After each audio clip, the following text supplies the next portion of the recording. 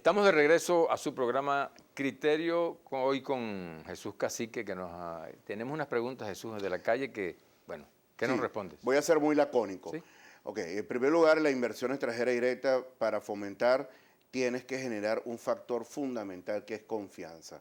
El discurso de Miraflores hostil y agresivo ahuyenta la inversión extranjera directa. Eso en primer lugar, ¿no? Como te acabo de indicar, el informe de la CEPAL, Venezuela recibe el 1,5, 1,8% del Producto Interno Bruto. Luego, revisando el informe de Doing Business, para establecer una empresa en Venezuela se requieren 17 procedimientos y 144 días.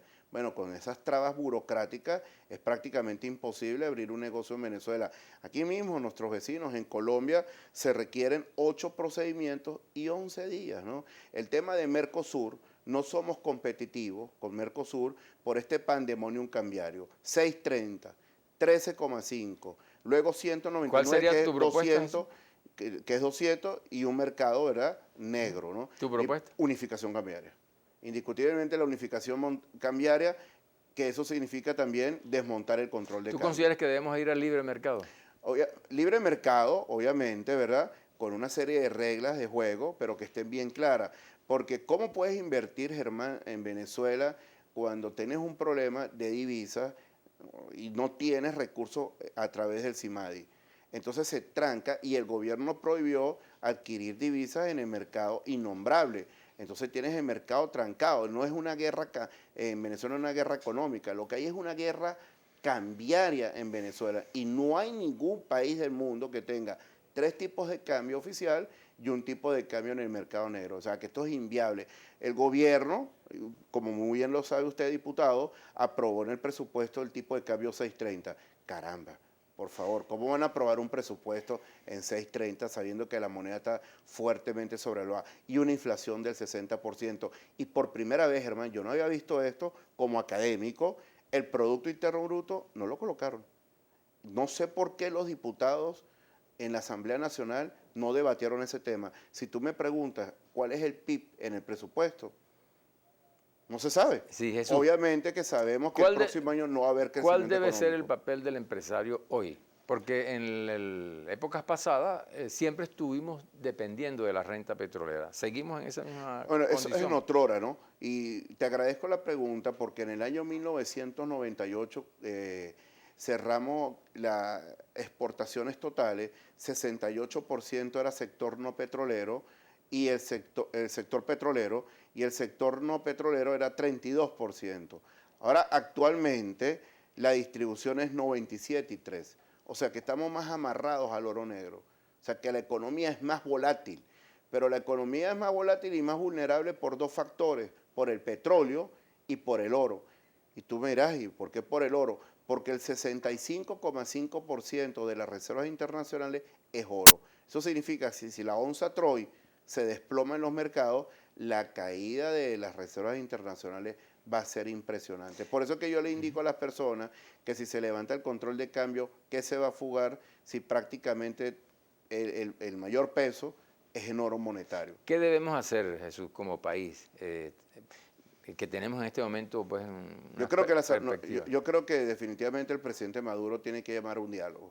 Tiene que llamar a un diálogo a la Asamblea Nacional, a los empresarios, a la CTV, conversar, sentarse en una mesa y buscar las soluciones al país. Venezuela tiene unos desequilibrios macroeconómicos impresionantes y respetar la Constitución, hermano. El Banco Central de Venezuela viene financiando a PDVSA en el orden de 145.000 millones de dólares. Y el artículo 320 de la Constitución dice: el Ministerio responsable de la Finanza y el Banco Central de Venezuela contribuirá a la armonización de la política fiscal con la política monetaria, facilitando el logro de los objetivos macroeconómicos. En el ejercicio de funciones, el Banco Central de Venezuela no estará subordinado a directivas del Poder Ejecutivo y no podrá convalidar o financiar políticas fiscales deficitarias. Bueno, entonces, ¿cómo es esto que el Banco Central está financiando a PDVSA en el orden de 145.000 millones de dólares? Entonces no están respetando la Constitución. Y yo te traje a ti un obsequio que fue la Gaceta Muchísimas Oficial, gracias. la Gaceta Oficial que es la 38902 del 3 de abril del 2008. El artículo 4 dice, el índice nacional de precio al consumidor será divulgado mensualmente de entre los primeros 10 días de cada mes. Bueno, vamos a cerrar el año y no conocemos la inflación porque el Banco Central de Venezuela se ha tomado la tarea de la gran opacidad de la cifra, que eso está reflejando en una variable, en el mayor riesgo país del mundo, que es Venezuela. Con esta situación que tenemos, Jesús, ¿cómo ves la posibilidad de seguir con los subsidios a la población? Los subsidios, como yo estoy de acuerdo, ¿ok? Pero insertarlos al mercado de trabajo, insertarlos al sector productivo. El otro problema es que Jorge Giordani destruyó el sector productivo. El sector manufactura está diezmado. Y con este control de cambio inviable, insostenible, es muy difícil producir. Y él de acaso destruyó el sector comercio. Entonces, obviamente que para tú subsidiar a las personas que reciben sus pensiones, a las personas de tercera edad, tienes que generar recursos. Ahora, yo te pregunto, Germán, lo siguiente, con tu respeto, por favor. El presupuesto del próximo año fue aprobado en 1.5 billones de bolívares. A través de los créditos adicionales va a cerrar este año en 2.1 billones. Y la recaudación está en 1.2 billones, el 77% del presupuesto. ¿Cómo van a recaudar ese 77%? Esa es la gran pregunta de nosotros los economistas. Petrocaribe.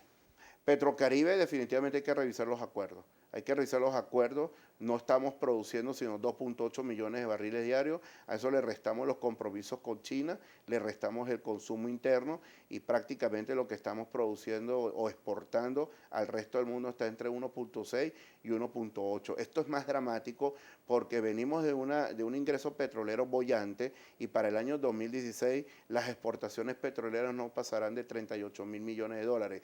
Esos 38 mil millones de dólares, lo que se utiliza para las importaciones, hay una preferencia al sector público por encima del sector privado. Entonces, ¿cómo va a importar el sector privado? Capacidad de pago del país, default. Default no hay.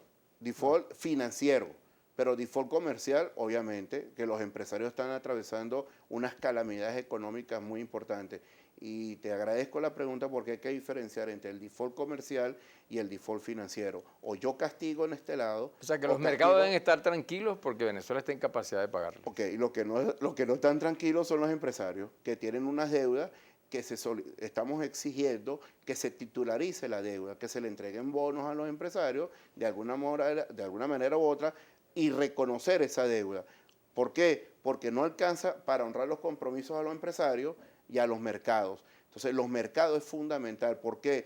Porque si tú tienes un default en los mercados, te pueden embargar una refinería, te pueden parar un buque petrolero y las consecuencias serían manifestas para el país. En cambio, por el sector privado hay que llegar a un acuerdo, pero hay que reconocer las deudas que tiene el sector privado. Así están infladas, porque han comentado que están infladas las deudas. Bueno, pero vamos a sentarnos, vamos a revisar las cifras, pero la solución no es desconocer la deuda que tiene el gobierno central con el sector privado del país.